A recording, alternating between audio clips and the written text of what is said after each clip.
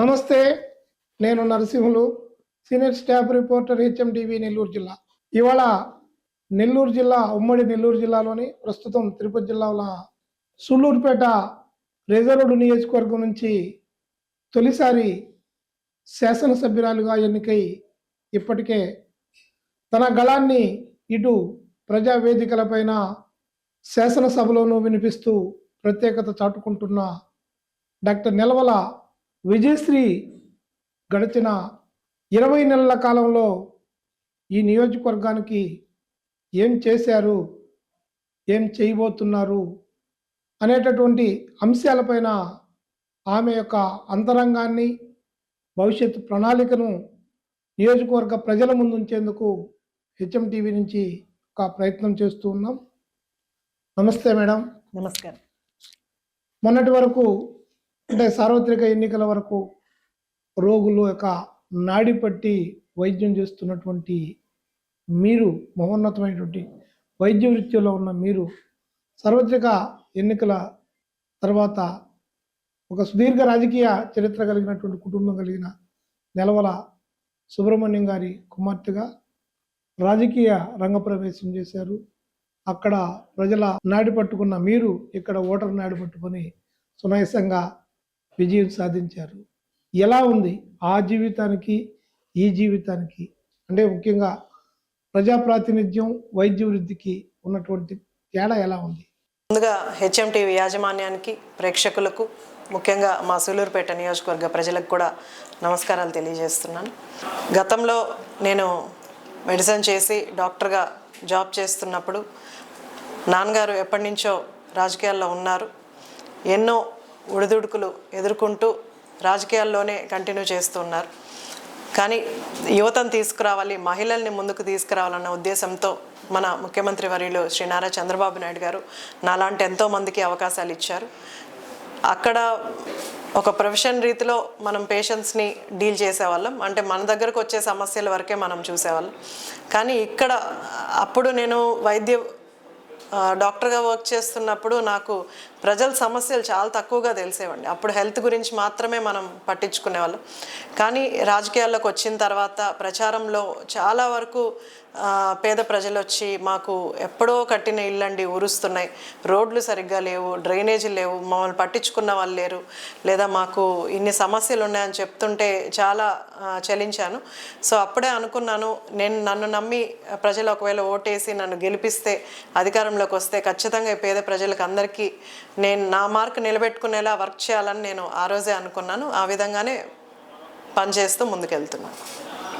వైద్య వృత్తిలో ఉన్నటువంటి పరిస్థితికి, ప్రజా జీవితంలో ఉన్నటువంటి పరిస్థితికి తేడా ఏముంది, ఎలా ఉంది అనిపిస్తుంది? చాలా తేడా ఉందండి. అదే చెప్తున్నాను, ఒకప్పుడు ఆ వృత్తిలో ఉన్నప్పుడు నాకు ప్రజల సమస్యలు తెలియవు, అంటే ఆరోగ్య సమస్యలు తప్ప పర్సనల్ సమస్యలు లేదా వాళ్ళు ఎంత ఇబ్బందులు పడుతున్నారు అన్న విషయం నాకు తెలిసేది కాదు. అంటే గవర్నమెంట్ గురించి అంత అవగాహన ఉండేది కాదు. మనం వచ్చిన పేషెంట్స్ హెల్త్ కండిషన్ మాత్రమే చూసేవాళ్ళం. కానీ ఇప్పుడు రాజకీయాల్లోకి వచ్చిన తర్వాత అంటే మనం చేసే దాన్ని బట్టి ప్రజలు అంటే ఎంత లబ్ధి పొందుతారు, ఈరోజు పెన్షన్లు కావచ్చు, లేకపోతే హౌసెస్ శాంక్షన్స్ కావచ్చు, రోడ్లు కావచ్చు, ఇవన్నీ కూడా ప్రజల జీవితంలో ఎంత ఇంపార్టెంట్ అన్నది రాజకీయాల్లోకి వచ్చే నాకు అర్థమైందండి. రాజకీయాల గురించి నేను కూడా ఒకప్పుడు కొంచెం అంటే ఇవన్నీ తెలియనప్పుడు నేను కూడా కొంచెం తక్కువగానే అనుకున్నాను. కానీ రాజకీయాల్లో మనం గట్టిగా, అంటే నాయకుడు గట్టిగా ఉండి పనిచేస్తే ప్రజలకు ఎంత ఉపయోగమో రాజకీయాల్లోకి వచ్చిన తర్వాత నాకు అర్థమైంది. సూళ్లూరుపేట నియోజకవర్గం అంటే ఇప్పుడు ఏపీలో ఇటు తమిళనాడు, ఏపీ బార్డర్ మీద ఉంటుంది.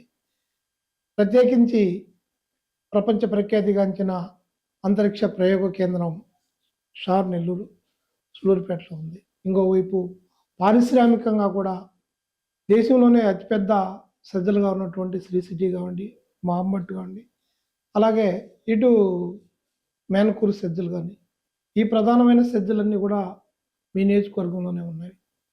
మరోవైపు ఇటు పులికాటు, ప్రపంచంలోనే అది అరుదైనటువంటి ఒక పులికాటు సరస్సు సూళ్లూరుపేటలో ఉంది. నేలపట్టు లాంటి విదేశీ విహంగాల అతిథి కేంద్రం కూడా ఇక్కడే ఉంది. అన్నింటికి మించి రాకెట్ కేంద్రంగా పేరుగాంచినటువంటి సూళ్లూరుపేట హెడ్ క్వార్టర్ ఉంది. అన్నీ ఉన్నప్పటికి కూడా సమస్యల్లో చాలా కాలంగా కొట్టిమిట్టుతూనే ఉంది. ఎన్నికల్లో మీరు ఈ పారిశ్రామికంగా అభివృద్ధి చెందేటటువంటి క్రమంలో 75% పైగా ఇక్కడ ఉన్నటువంటి యువతకి ఉద్యోగ ఉపాధి అవకాశాలు కల్పిస్తామని చెప్పి హామీ ఇచ్చారు. ఇంతటి అవకాశాలు ఉన్నటువంటి ఈ ప్రాంతంలో మీరు ఇప్పటి వరకు ప్రజలకు ఏం చేశారు? ఏం చేయబోతున్నారు? దానికి సంబంధించిన ప్రణాళికలు ఏంటి? అలాగే భవిష్యత్తులో ఏమేమి చేయబోతున్నారనేవి కూడా. మీరు చెప్పినట్టు ఇక్కడ సెజ్లు కానీ అలాగే షార్ కానీ ఇవన్నీ కూడా మన నియోజకవర్గంలో ఉన్నందుకు నిజంగా నేను అదృష్టంగా భావిస్తున్నాను. చాలా అవకాశాలు ఉన్నాయి.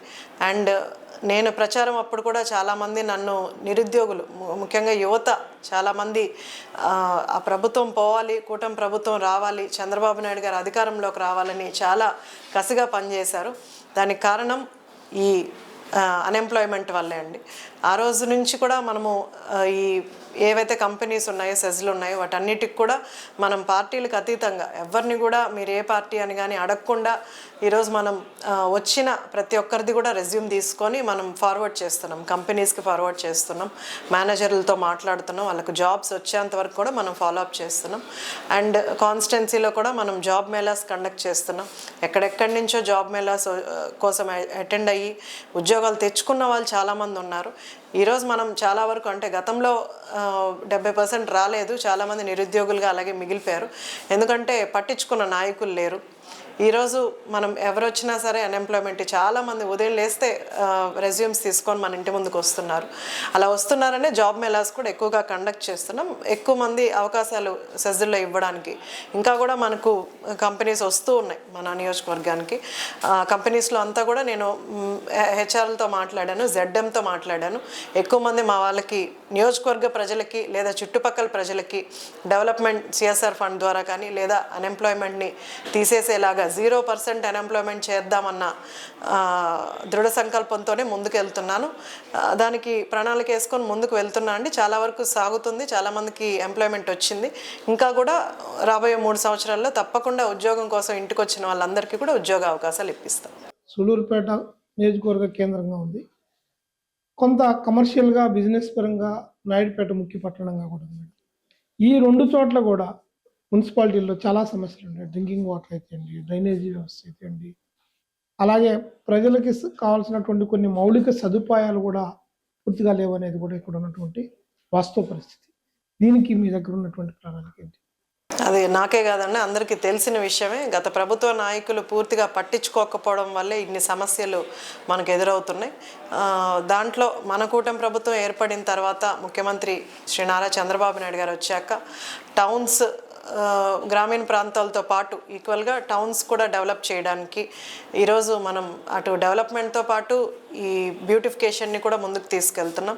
అందుకే రాగానే మన సూళ్ళూరుపేట ఐకాన్ని నిలబెట్టి ఐ లవ్ సూళ్ళూరుపేట అనే ఐకాన్ని కూడా పెట్టాం.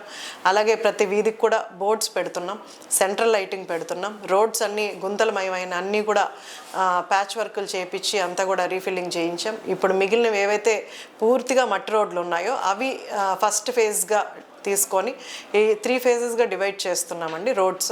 సో నాయుడుపేట కానీ సూళ్ళూరుపేట కానీ ఫస్ట్ టౌన్లో మనం ఏవైతే పూర్తిగా మట్టి రోడ్లు ఉండి అసలు రోడ్డే లేని చోట ఫస్ట్ ఫేజ్గా పెట్టాము. కొంచెం గుంతలు ఉన్నవి అవి సెకండ్ ఫేజ్గా పెట్టాం.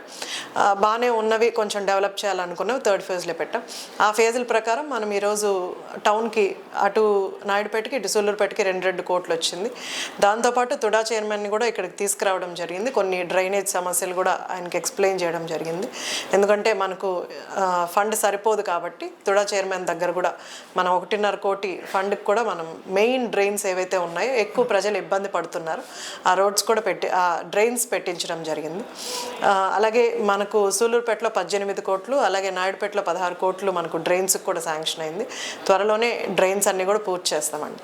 నేను గుడ్ మార్నింగ్ సూళ్ళూరుపేట కార్యక్రమానికి వెళ్తున్నప్పుడు రోడ్ల మీదే డ్రైన్స్ లేదా డ్రైన్స్లో కూడా ఎప్పటి నుంచో పేరుకుపోయిన చెత్త ఇవంతా కూడా ఇప్పుడు మేము వెళ్ళి చూసి కమిషనర్ని పిలిచి చెప్పి డీసిల్టింగ్ అంతా చేయిస్తున్నాం. మొన్న సరసమ్మ కట్ట దగ్గరికి వెళ్ళినప్పుడు అక్కడంతా దోమలు, ఎందుకంటే మొత్తం డ్రైనేజ్ అసలు పట్టించుకున్న పరిస్థితులు లేవు. ఆ రోజే చెప్పి కమిషనర్కి తర్వాత రోజే వెహికల్ పెట్టించి డీసిల్టింగ్ చేయించి మళ్ళీ స్ప్రేస్ కొట్టించి దోమలు లేకుండా స్ప్రేస్ కొట్టించి ఇవన్నీ కూడా చేస్తున్నాం. అలాగే కొన్ని ఇళ్ళ సమస్యలు, రోడ్డు సమస్యలు కూడా ఉన్నాయి. అవన్నీ కూడా నోట్ చేసుకున్నాం. నేను చెప్పినట్టు ఫేజ్ ప్రకారం వెళ్తూ ఫస్ట్ ఫేజ్ కింద రోడ్స్ అయితే ఇప్పుడు జరుగుతున్నాయి, నాయుడుపేట, సూలూరుపేట. ఇంకా కూడా అభివృద్ధి చేస్తామండి. మేడం, ప్రధానంగా అంటే పారిశ్రామిక సంస్థలు కులుదిరుతున్నటువంటి ఇప్పటికే శ్రీ సిటీ లాంటి పెద్దవి ఉన్నాయి. అలాగే మేనకూరు సెజ్ లాంటి చాలామంది కార్మికులు కానీ ఉద్యోగోపాధి కోసం సూళ్ళూరుపేట వస్తున్నటువంటి పరిస్థితి ఉంది. ఈ పరిస్థితిలో ప్రధానంగా రాబోయే కాలంలో సూళ్ళూరుపేట హెడ్ క్వార్టర్ కానివ్వండి, నాయుడుపేట అంటే కొంత స్వర్ణముఖి నది కట్టునుంది కాబట్టి కొంతమేరకు డ్రింకింగ్ వాటర్ అనేది, అందులో ఇక్కడ భూగర్భ జలాలు కొంత సాల్ట్ కలిగినటువంటిది కూడా ఉంది. డ్రింకింగ్ వాటర్ అనేది పెద్ద సమస్యగా మారబోతుంది. దీనికి సంబంధించి ఏం చేశారు, ఏం చేయబోతున్నారు? ఇప్పుడు మనకు గతంలో ఈ పైప్ లైన్ వర్క్స్ అర్ధాంతరంగా ఆపేశారండి. ఇప్పుడు దాన్ని అమృత్ 2.0 ఇప్పుడు యుఐడిఎఫ్ ఫండ్స్ ద్వారా దాన్ని మళ్ళీ లైన్లోకి వచ్చింది. ఇప్పుడు టెండర్లు కూడా పూర్తయ్యాయి, కాంట్రాక్టర్ కూడా వచ్చి మనల్ని కలవడం జరిగింది. అవి ఈ 1 వీక్లోనే అవి స్టార్ట్ చేస్తారు. సో పైప్ లైన్స్ కానీ, ఎస్టీపీస్ కానీ, ఎస్ఎస్ ట్యాంక్స్ కానీ, ఇవన్నీ కూడా అంటే ట్రీట్మెంట్ ప్లాంట్ కూడా పెడితే వాటర్ కూడా అంటే ఆర్ఓ ప్లాంట్స్ ఇవన్నీ పెట్టుకోవాల్సిన అవసరం లేకుండా అవే ఫిల్టర్ అయ్యి నీట్గా ట్రీట్మెంట్ చేసి వాటర్, మంచి వాటరే రిలీజ్ అవుతుంది. సో పైప్ లైన్స్ అంతా కూడా పెడుతున్నారు. అది 147 కోట్లు మనకు సూలూరుపేట వరకు, నాయుడుపేటలో కూడా 160 కోట్లు ఏవో శాంక్షన్ అయింది. అవి కూడా త్వరలో టెండర్లు అయిపోయి కాంట్రాక్టర్ స్టార్ట్ చేస్తారు. 1 వీక్లో వాళ్ళకి ఏదో ప్రొఫైల్ ఉంటుంది, అది చేసుకొని మొత్తం ఎస్టిమేషన్ వేసుకొని స్టార్ట్ చేస్తారండి. 1 వీక్ తర్వాత స్టార్ట్ అయిన తర్వాత అందరికీ కూడా నీళ్ళ సమస్య లేకుండా చేస్తారు. ముఖ్యంగా అంటే మత్స్యకారులకు సంబంధించి ఇప్పుడు పులికాట్ లేక్ సంబంధించి ఆ మౌత్ మూసుకుపోయిన దానివల్ల నీళ్లు ప్రవాహం అటు ఇటు రాకపోవడం వల్ల చాలా వరకు కూడా వాళ్ళ జీవనం ఇబ్బంది పడుతున్నారు. ఈ విషయాన్ని మీరు అసెంబ్లీ దృష్టికి కూడా తీసుకెళ్ళినట్టు గుర్తు. దానికి సంబంధించి ఏ విధమైనటువంటి సెంట్రల్తో కూడుకున్నటువంటి వ్యవహారం అది ఫైనాన్స్లో మనకు ఓకే అయిన తర్వాత నేను నెక్స్ట్ మినిస్టర్స్ని కలవడానికి వెళ్తున్నాను. కొన్ని పెండింగ్ ఏవైతే ఉన్నాయో, మీంజూర్ చెక్ డ్యామ్స్ కానీ, అలాగే చెంబేడు ట్యాంక్ని రిజర్వాయర్కి, ఇవన్నీ కూడా ఫార్వర్డ్ అయ్యాయండి. ఫైనాన్స్ దగ్గర ఉన్నాయి. ఫైనాన్స్లో మనం ఇప్పుడు బడ్జెట్ రిలీజ్ అయింది కాబట్టి మినిస్టర్ని కలిసి ఇవన్నీ కూడా క్లియర్ చేస్తాం. వైద్య పరంగా కూడా మేడం చాలా చోట్ల కూడా ఇప్పుడు కూడా తరచూ మీరు ఈ మధ్య చాలా హాస్పిటల్కి వెళ్ళారు, చాలా అందులో అదే హ్యూజ్ రెస్పాన్సిబిలిటీ కూడా వచ్చింది. మా హెచ్ఎం టీవీలో కూడా దాన్ని ప్రసారం చేస్తాం. అసలు చాలామంది కూడా దాన్ని రిసీవ్ చేసుకున్నారు. ఇలాంటి శాసనసభ్యులు ఉంటే మంచిది, కామన్ పీపుల్ని టచ్ చేస్తున్నటువంటిది. అంటే గుడ్ మార్నింగ్ సూళ్ళూరుపేట కార్యక్రమంలో కూడా మేము చూసాము. ఈ హాస్పిటల్స్, వాటి ఇన్ఫ్రాస్ట్రక్చర్ డెవలప్మెంట్స్తో పాటు హెడ్ క్వార్టర్లో ఉన్నటువంటి అంటే అర్బన్ హెల్త్ సెంటర్లు దాదాపు 100 పడకలతో 2 శాంక్షన్ అయినప్పటికీ ఇంతవరకు పూర్తి స్థాయిలో ఇది కూడా కార్యాచరణ కూడా కార్యరూపం దాల్చలేదు. వాటికి సంబంధించి ఏం చేయబోతున్నారు ఒక వైద్యురాలుగా, అలాగే ఒక శాసనసభ్యురాలుగా? కొంత అవగాహన ఉంది, ప్లస్ ఇక్కడ డెవలప్మెంట్ సరిగ్గా లేదని కొంత బాధ కూడా ఉందండి. అందుకే నేను హాస్పిటల్స్ మ్యాక్సిమం విజిట్ చేస్తున్నాను. డాక్టర్స్ అవైలబిలిటీ, నర్సెస్ అవైలబిలిటీ, లేదా ఓపీకి వచ్చిన పేషెంట్స్ వెయిటింగ్ గురించి కానీ అన్నీ కూడా తెలుసుకుంటున్నాను. అలాగే మందుల గురించి కూడా. అండ్ డెవలప్మెంట్ పూర్తిగా లేదండి. గత 5 సంవత్సరాలు డెవలప్మెంట్ పూర్తిగా లేదు. ఇప్పుడు నాయుడుపేటలో సిఎస్ఆర్ ఫండ్ ద్వారా కొంత కంపెనీ నుంచి అమౌంట్ తెప్పించి నాయుడుపేట ఫస్ట్ ప్రయారిటీ తీసుకున్నాను. అక్కడ చేయిస్తున్నాము. మ్యాక్సిమం వర్క్లు ఇప్పుడు అవుతున్నాయి. మిగిలింది కూడా ఏదో 3 లక్షలు వాళ్ళు ఎస్టిమేషన్ వేసుకొచ్చారు. ఇప్పుడు ఈవెన్ ఇన్ఫ్రాస్ట్రక్చర్ కూడా, చైర్స్ కానీ, బెడ్ మీద బెడ్షీట్స్ కానీ, అలాగే అండి ఇక్కడ సూలూరుపేటలో కూడా నేను వెళ్ళినప్పుడు అసలు కనీసం బెడ్ మీద బెడ్షీట్స్ కూడా లేవు. వైద్యులు కూడా, డాక్టర్స్ కూడా కొంత నిర్లక్ష్యం చూపించారు. సో అందుకే వాళ్ళకు కూడా ఇన్స్ట్రక్షన్స్ ఇచ్చాను. ప్లస్ మా నాయకులతో ఇప్పుడు నా పుట్టినరోజు ఏదైనా వచ్చినప్పుడు, ఏదైనా స్పెషల్ అకేషన్ ఉన్నప్పుడు, ఎవరైనా ఏదైనా చేయాలి అనుకుంటే ఈ బొకేలు కానీ, గిఫ్ట్స్ కానీ, లేదా శాలువాలు కానీ, వీటి బదులు ఈ మున్సిపాలిటీలో బట్టలు ఇప్పించడం, మళ్ళీ హాస్పిటల్స్కి బెడ్షీట్స్ తెప్పించామండి. బెడ్షీట్స్ తెప్పించి ఈ హాస్పిటల్, ఆ హాస్పిటల్ రెండిట్లో కూడా నాయకులు డొనేట్ చేశారు. అంటే వాళ్ళు ఇచ్చే నాకు ఇచ్చే గిఫ్ట్స్తో కంటే అలాంటివి డొనేట్ చేయమని మన నాయకులకి చెప్పడం జరిగింది. అలాగే నాయకులు కూడా మున్సిపాలిటీ, 2 మున్సిపాలిటీల్లో మనం కార్మికులందరికీ కూడా బట్టలు ఇప్పించాము. అలాగే హాస్పిటల్స్లో బెడ్షీట్స్ కూడా ఇప్పించాం. ఇలాంటి కొన్ని కార్యక్రమాలతో కూడా మనము చేపిస్తున్నాం, అభివృద్ధి పనులు చేపిస్తున్నాం. అలాగే మొన్న డాక్టర్స్ గట్టిగా చెప్పడం వల్ల ఇన్ఫ్రాస్ట్రక్చర్కి మనకు 2.5 లక్షలు వస్తే దాంట్లో ఇప్పుడు చైర్స్ కానీ, అవన్నీ కూడా ఓపీకి వెయిట్ చేయకుండా పేషెంట్స్ కూర్చోవడానికి చైర్స్ అన్నీ కూడా పెట్టడం జరిగిందండి. ఇంకా కూడా డెవలప్మెంట్ యాక్టివిటీస్ ఉన్నాయి. ఎక్స్రే కూడా చేయించాం, వైరింగ్ అంతా మార్చి. కాకపోతే అది బిల్డింగ్ రూమ్ సరిగ్గా సెట్ అవ్వట్లేదని మళ్ళీ తీసేశారు. సో మళ్ళీ రూమ్ డెవలప్మెంట్ కానీ ఇట్లా చాలా ఉన్నాయి. అంటే ఆ బిల్డింగ్ ఒకటి కన్స్ట్రక్షన్ చేసి వదిలేశారు, దాన్ని అంటే సగం అసంపూర్తిగా దాన్ని వదిలేయడం జరిగింది. దాని గురించి కూడా నేను మినిస్టర్ గారితో మాట్లాడాను. అదంతా కూడా పూర్తి చేస్తానని మినిస్టర్ గారు చెప్పారు. అలాగే డయాలసిస్ యూనిట్ని కూడా ఇక్కడికి నియోజకవర్గానికి తేవాలని గట్టిగా ప్రయత్నిస్తున్నాను. ఈసారి సార్ ఏప్రిల్లో మేలో అలా మనకు శాంక్షన్ చేస్తానని కూడా హామీ ఇచ్చారు. త్వరలోనే డయాలసిస్ యూనిట్ కూడా తీసుకొస్తాం. అలాగే కొన్ని పిహెచ్సిలు కూడా కొంత డాక్టర్స్ అవైలబిలిటీ లేకుండా ఉంది, పేషెంట్స్ కొంత ఇబ్బంది పడుతున్నారు. నేను ఎంత జాగ్రత్త తీసుకున్నా సొంతంగా వాళ్ళకు కూడా కొంత రెస్పాన్సిబిలిటీ ఉండాలి. సో వీలైనంత వరకు నేను చెక్ చేసి ప్రాపర్గా స్ట్రీమ్ లైన్లోకి తేవడానికి ప్రయత్నిస్తున్నాను. ముఖ్యంగా అంటే ఎక్కువ మంది పారిశ్రామిక సంస్థలు ఉన్నాయి కాబట్టి కార్మికులు ఎక్కువ ఉన్నారు. అంటే సెంట్రల్ నుంచి ఈఎస్ఐ అనేది ఒక పెద్ద ఆర్గనైజేషన్ ఉంది కాబట్టి ఈఎస్ఐ లాంటి ఒక పెద్ద హాస్పిటల్ దాన్ని ఇక్కడ నెలకొల్పేదానికి ఒక ప్రయత్నం ఏమన్నా? అపాచీ వాళ్ళతో కూడా మాట్లాడడం జరిగిందండి ఈఎస్ఐ హాస్పిటల్స్ గురించి. అలాగే మనం షార్ డైరెక్టర్తో కూడా మాట్లాడడం జరిగిందండి. అది ఇంకా ప్రాసెస్ ముందుకు వెళ్ళలేదు. మళ్ళీ ఒకసారి ప్రయత్నించి తప్పకుండా ఇక్కడ మేము ఆ మధ్య చూసిన ఏదైనా యాక్సిడెంట్ అయితే ఏదైనా మీరు పోతూ ఉన్నా మీరే వైద్యం చేసినటువంటి సందర్భాలు కూడా కోకొల్లం సూళ్ళూరుపేట నియోజకవర్గంలో, అంటే ఇటు చెన్నై కానీ లేకుండా నెల్లూరు కానీ లేకుండా తిరుపతి కానీ పోవాల్సి వస్తుంది. అలాంటిది ఇక్కడ ఏదైనా కార్పొరేట్ స్థాయిలో పెద్ద హాస్పిటల్ అంటే కార్పొరేట్ వసతులు కలిగినటువంటి ప్రభుత్వ అధీనంలో నడిచేటటువంటి వైద్యశాల ఏర్పాటుకు సంబంధించి కానీ ఏదన్నా మీరు ప్రయత్నాలు చేస్తున్నారు? అది కంపెనీలతో మాట్లాడడం జరిగిందండి. అలాగే నేను మొన్న అసెంబ్లీలో కూడా మాట్లాడడం జరిగింది. ఎందుకంటే మన నియోజకవర్గం ఎక్కువ హైవే మీద వస్తుంది కాబట్టి యాక్సిడెంట్స్ ఎక్కువ జరుగుతున్నాయి. సో ట్రామా కేర్ సెంటర్ కావాలి అని కూడా అడగడం జరిగింది. అలాగే 108 వెహికల్స్ కూడా ఎక్కువ పెంచమని కూడా మొన్న నేను అసెంబ్లీలో అడిగాను. సో మినిస్టర్ గారు అవన్నీ కూడా జాగ్రత్తలు తీసుకొని త్వరగా చేస్తానని మాటిచ్చారు.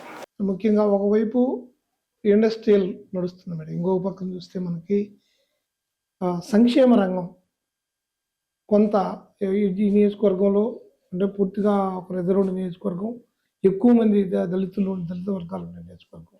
సంక్షేమం పట్ల మీరు ఎలాంటి శ్రద్ధ తీసుకుంటున్నారు? సంక్షేమానికి సంబంధించినటువంటి నిధులు ఎలా ఉన్నాయి? వీటికి సంబంధించినటువంటి స్కూల్స్ కానివ్వండి, కాలేజీలు కానివ్వండి, లేదా డైరెక్ట్ బెనిఫిషియర్స్కి ఇచ్చేటటువంటి వస్తువులు కానీ ఎలా ఉన్నాయి మేడం? స్కూల్స్, కాలేజెస్ అన్నీ కూడా ఇప్పుడు మన నారా లోకేష్ గారు చాలా జాగ్రత్త తీసుకొని అన్నీ కూడా అప్గ్రేడ్ చేస్తున్నారు. బుక్స్ దగ్గర నుంచి ఫుడ్ దాకా కూడా అన్ని జాగ్రత్తలు తీసుకొని ఇప్పుడు స్కూల్స్ అంతా కూడా మంచిగా డెవలప్ అవుతున్నాయి. మిగిలిన ఏమన్నా పెండింగ్ బిల్డింగ్స్ ఉంటే కూడా పూర్తి చేయమని కూడా మాకు ఆదేశాలు ఉన్నాయి. అలాగే ఇన్ఫ్రాస్ట్రక్చర్ కానీ అంతా కూడా మీరు సిఎస్ఆర్ ఫండ్ ద్వారా కొంత, గవర్నమెంట్ ఫండ్ ద్వారా కొంత, ఎందుకంటే ఒకదాని మీదే డిపెండ్ అయ్యే కంటే 4 వైపుల నుంచి మీరు చెప్పినట్టు ఇండస్ట్రియల్ హబ్ కాబట్టి కొంత సిఎస్ఆర్ ఫండ్ ద్వారా ఎడ్యుకేషన్, హాస్పిటల్స్ ఎక్కువ అధిక ప్రాధాన్యత ఇస్తూ వాటి ద్వారా డెవలప్ చేయడానికి ప్రయత్నిస్తున్నామండి. అలాగే ఎడ్యుకేషనల్ సిస్టంలో కూడా చాలా మార్పులు తీసుకొచ్చాము. స్కిల్ డెవలప్మెంట్ కూడా మనము ట్రైనింగ్ ఇస్తున్నాము జాబ్స్ రాని వాళ్ళకి. అంతా కూడా ఒక ప్రణాళిక ప్రకారం ముందుకెళ్తున్నాము. అంటే ముఖ్యంగా ఇండస్ట్రీస్ ఎక్కువ ఉంది కాబట్టి ఆ ఇండస్ట్రీలకి సపోర్ట్ చేసేటటువంటి ఎడ్యుకేషన్ని వాటిల్లో స్కిల్ డెవలప్మెంట్ కానీ చేస్తే డైరెక్ట్గా వాళ్ళకి రేపు అపాయింట్మెంట్, ఉద్యోగం, స్కిల్ డెవలప్మెంట్ కూడా చేస్తున్నామండి. అలాగే మహిళలకు కూడా కొంత ఈ టైలర్ ట్రైనింగ్ కూడా ఇవ్వడం జరిగింది. త్వరలోనే వాళ్ళకు కూడా మెషిన్స్ కూడా ఇవ్వడానికి కూటమి ప్రభుత్వం సిద్ధంగానే ఉంది. అవి కూడా త్వరగా ఇస్తామండి. ఇటు మీరు ప్రజాప్రస్థానంలో కొనసాగుతూ శాసనసభలో మీ బాడీని వినిపిస్తున్నటువంటి క్రమంలోనే ఇంకోవైపు విమర్శలు కూడా కొంత మీ పైన ఉన్నాయి. ఇటు ప్రతిపక్షం కానివ్వండి, అలాగే అధికార పక్షంలోనే కొంత మీ కూటమి పాలనలో కొంత అసంతృప్తులు కూడా కొన్ని వినిపిస్తూ ఉన్నాయి. ముఖ్యంగా కుటుంబ పాలనని కొందరు అంటున్నారు, ఇంకొందరు ప్రధానంగా అంటే మైనింగ్కి సంబంధించి కానివ్వండి, ఈ శాండ్కి సంబంధించి కానివ్వండి, అలాగే మట్టి తవ్వకాలకు సంబంధించి ఇదంతా కూడా కొంత దోపిడీ జరుగుతుందని చెప్పి ఆందోళన కూడా చేస్తున్నటువంటి పరిస్థితి ఉంది. దీనిపైన ఏమంటారు? ఫ్యామిలీ ఇన్వాల్వ్మెంట్ గురించి అయితే అండి, ప్రచారం అప్పుడు నేను కొత్తగా రాజకీయాల్లోకి వచ్చాను కాబట్టి కొంత సపోర్ట్ ఒక 6 months నేను తీసుకున్న మాట నిజమే. ఎందుకంటే అనౌన్స్ చేసిన రోజే నేను రాజకీయాల్లోకి వచ్చాను. ఒకసారి అవగాహన చేసుకోవడానికి డిపార్ట్మెంట్స్ ఏంటి, లేదా రాజకీయం ఏంటి, లేదా డెవలప్మెంట్ ఏంటి, ఎవరిని అప్రోచ్ అవ్వాలి, ఎక్కడ నిధులు తెచ్చుకోవాలి, ఇవన్నీ కొంత అవగాహన చేసుకోవడానికి కొంత సమయం పడుతుంది. సో 6 నెలల టైంని నేను తీసుకున్న మాట నిజమే. కానీ తర్వాత నుంచి నన్ను నేను బెటర్ చేసుకుంటూ, స్టార్టింగ్ నుంచి కూడా కొంత బెటర్ చేసుకుంటూ, నియోజకవర్గాన్ని గురించి అవగాహన తెచ్చుకుంటూ, లేదా శాఖల గురించి అవగాహన తెచ్చుకుంటూ, డిపార్ట్మెంట్స్ గురించి, అధికారుల గురించి ఇవన్నీ కూడా అవగాహన తెచ్చుకుంటూ నేను ముందుకు వెళ్తున్నాను. ఇంకా కూడా అంటే ఈ ఇసుక, గ్రావెల్ అవన్నీ చేసినట్టు ప్రూఫ్స్ ఎవరి దగ్గర లేవండి. ఎందుకంటే ఏదో ఒక నింద ఒకళ్ళ మీద వేయాలి, అంటే ఒకళ్ళు పని చేస్తున్నప్పుడు వాళ్ళ మీద బురద జల్లే ప్రయత్నం చేసేదే కానీ ఎవరి దగ్గర ఎలాంటి ప్రూఫ్స్ లేవు. సో మా అన్న వాళ్ళు ముందు నుంచి కాంట్రాక్టర్లు కాబట్టి వర్కులు చేసుకుంటున్నారు. అది కూడా పెద్ద వర్కులు మాత్రమే. చిన్న వర్కులు మనం సీసీ రోడ్స్ అంతా కూడా కార్యకర్తలకే ఇస్తున్నాము. గ్రావెల్ దోచేసి అదంతా గత ప్రభుత్వంలో జరిగింది. ఈ ప్రభుత్వంలో జరిగితే చంద్రబాబు నాయుడు గారే ఆయనే ఖండిస్తారండి. ఆయన ఇట్లాంటి అన్యాయాలని కానీ లేదా అక్రమంగా దోచుకోవడం కానీ ఆయన ఎప్పుడూ యాక్సెప్ట్ చేయరు అండ్ ప్రోత్సహించరు ఎప్పుడు కూడా. సో ఆయన ఖచ్చితంగా ఖండిస్తారు. ఇవంతా వీళ్ళు ఏదో ఒకటి వెనక్కి లాగాలి అన్న చేసే ప్రయత్నం తప్ప మా బ్రదర్స్ కానీ లేదా మా ఫాదర్ కానీ, ఇప్పుడు ఆయన సీనియర్ నాయకుడు అండి, ముందు నుంచి రాజకీయాల్లో ఉన్నారు, కొంత అవగాహన ఉంది. కాన్స్టిట్యున్సీలో ఎవరు ముందు నుంచి వర్క్ చేశారు లేదా సీనియర్స్ ఎవరు, అలాంటివి కొన్ని ఉంటాయి. అలాంటివి మన సూచనలు సలహాలు పెద్దవాళ్ళ దగ్గర నుంచి తీసుకోవడం, ఒక మా నాన్నగారి దగ్గర నుంచే కాదండి, గంగా ప్రసాద్ గారు కానీ లేదా విజయభాస్కర్ రెడ్డి కానీ లేకపోతే తిరుమూరు సుధాకర్ రెడ్డి గారి దగ్గర నుంచి ఇట్లా సీనియర్ నాయకులు నా ముందు పనిచేసిన వాళ్ళ దగ్గర నేను సలహాలు తీసుకుంటున్నాను. ఎందుకంటే ఎలా ముందు అడిగేయాలనేది కొంత అవగాహన తెచ్చుకోవడానికి. అంతేగాని మా నాన్నగారు చెప్తున్నట్టు నేను చేయడం అని, ఆయన చెప్పినట్టు నేను సంతకాలు పెట్టడం అని కానీ, లేదా ఆయన ఇక్కడ బెదిరిస్తుంటే నేను చూస్తూ ఉండగానే అలాంటివి ఏమీ జరగట్లేదు. వీళ్ళు ఏదో ఒకటి బురద జల్లడానికి ప్రయత్నాలన్నీ చేస్తున్నారు. మున్సిపాలిటీలు ఉన్నాయి, అంటే హెడ్ క్వార్టర్తో పాటు నాయుడుపేట కూడా ఉంది. పెద్ద పంచాయతీగా పోయి త్వరలోనే అది కూడా ఒక స్థాయి నగర పంచాయతీ కూడా అవతరించే అవకాశాలు కూడా ఉన్నాయి. ఈ పరిస్థితిలో ఏ విధంగా చేయబోతున్నారు? కేడర్ని అంతా వాటిని బుజ్జగించుకోవడం కానివ్వండి, లేకుంటే వాళ్ళందరినీ ఒక తాటిపైకి తెచ్చుకునేదానికి ఏ విధంగా ముందుకు చేయబోతున్నారు? లోకల్ బాడీ ఎలక్షన్స్లో అది అంటే రాజకీయమే కాదండి, అది పదవులు మాత్రమే కాదు, అందరి బాధ్యత అది. తెలుగుదేశం ప్రభుత్వ నాయకులు లేదా కూటమి ప్రభుత్వ నాయకులు ముందుంటే ఈరోజు నేను ఏదన్నా డెవలప్మెంట్ చేయాలనుకున్నా సరే సర్పంచ్లు అడ్డుపడుతున్నారు, ఎంపీటీసీలు అడ్డుపడుతున్నారు, సంతకాలు పెట్టకుండా లేకపోతే ప్రతి దాంట్లో అడ్డు వస్తున్నారు గతంలో ఉన్నవాళ్ళు. ఇప్పుడు మనకు అవకాశం వచ్చింది, మన కూటమి ప్రభుత్వం అధికారంలో ఉంది, మనల్ని లోకల్ బాడీ ఎలక్షన్స్లో మనం నాయకుల్ని పెట్టుకునే ఇది ఉంది కాబట్టి అందరూ కూడా కూటమి ప్రభుత్వ నాయకులు అందరూ కూడా కలిసికట్టుగా ముందుకెళ్ళాలి. ఎందుకంటే తెలుగుదేశం జెండా పట్టుకొని తిరిగాము మేము, పాత కార్యకర్తలం లేకపోతే సీనియర్ కార్యకర్తలం నాయకులం అని చెప్తున్న వాళ్ళందరూ కూడా బాధ్యతగా ముందుకు రావాలి. నేను ఎవరిని ఏమీ అనలేదు బుజ్జగించాల్సిన పరిస్థితి వస్తే నేను బుజ్జగిస్తాను. బట్ ఎవరి రెస్పాన్సిబిలిటీ వాళ్ళకు ఉంటుంది, బయటికి రావాలి, పార్టీ కోసం నిలబడాలి. ఇది నా ఒక్కదాని కోసం కాదు, లోకల్ బాడీ ఎలక్షన్స్ నా ఒక్కదాని కోసం కాదు, మన ప్రభుత్వం ముందుండాలి, మన నాయకులు ముందుండాలి. చంద్రబాబు నాయుడు గారికి మనం గౌరవం తెప్పించేలా మనం పనిచేయాలి. ఎందుకంటే మనం గత ప్రభుత్వ నాయకుల్లాగా ఎలాంటి దౌర్జన్యాలు చేయట్లేదు, దోపిడీలు చేయట్లేదు. మనం చేస్తున్న మంచి పని ప్రజల్లోకి తీసుకెళ్ళాలి. ఇంకా మనం అభివృద్ధి చేయాలంటే మన నాయకులు ముందుండాలి. అది ప్రతి ఒక్కళ్ళు బాధ్యతగా తీసుకుంటే లోకల్ బాడీ ఎలక్షన్స్ ఈజీగా జరిగిపోతాయి. ప్రజల అభిమానం లేకపోతే ఆదరణ మనకు ఎక్కువ ఉంది కాబట్టి మనం పెద్దగా శ్రమ పడక్కర్లేదు. మన నాయకుల్ని ముందు పెట్టి మనం ప్రచారం చేసుకుంటే సరిపోతుంది. ఓకే మేడం, థ్యాంక్ యూ అండి. సూళ్ళూరుపేట నియోజకవర్గానికి సంబంధించి చాలా ముఖ్యమైన విషయాలను, ముఖ్యంగా ఎక్కడా కూడా కొత్తగా శాసనసభ్యురాలుగా ఎన్నికైనప్పటికీ కూడా ప్రతి విషయంలోనూ ఒక చొరవ చూపిస్తూ ప్రతి అంశాన్ని కూడా క్షుణ్ణంగా అవగాహనతో చేస్తున్నటువంటి పరిస్థితి ఉందనేది కూడా మనకి ఇప్పుడున్న ఇంటర్వ్యూని బట్టి అర్థమవుతుంది.